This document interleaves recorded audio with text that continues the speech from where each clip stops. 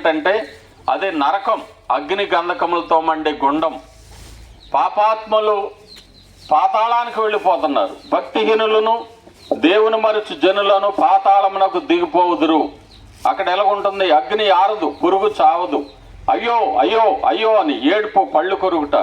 కొన్ని నెలలు కాదు, కొన్ని సంవత్సరాలు కాదు, యుగాయుగాలు అన్నాడు. అలాంటి నరకాన్ని నుండి, శిక్ష నుండి తప్పించడానికై రక్షకుడిగా యేసుక్రీస్తు ప్రభువారు ఈ లోకానికి వచ్చారు. ఆయన ఎలాంటి వాడు? పరిశుద్ధుడు, నిర్దోషి, నిష్కల్మషుడు.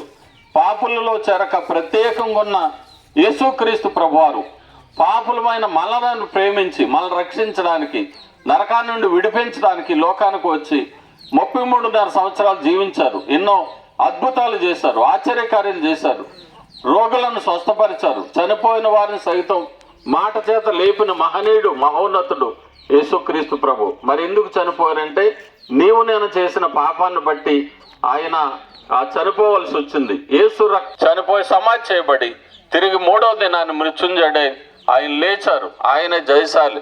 కనుక మా దేశ మిత్రులారా, యేసుక్రీస్తు ప్రభు నమ్మితే రక్షణ, మోక్షరాజ్యం, పరలోక రాజ్యం, నెమ్మది గల స్థలం.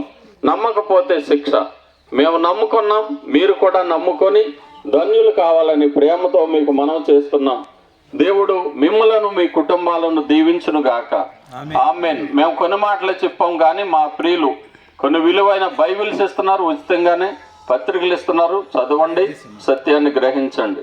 ప్రేమ కలిగిన తండ్రి, ఈ గ్రామాన్ని ప్రేమించి అందించిన మాటల కొరకై స్తోత్రాలు. వినిన మాటలు హృదయాల్లో ఫలించండి, ఆత్మకార్యం జరిగించండి. ముందున్న మా యాత్ర కొరకై మమ్మల్ని సిద్ధపరచుమని యేసు ప్రభువారి నామంలో ప్రార్థించి అడుగుచున్నాం తండ్రి. ఆమేన్.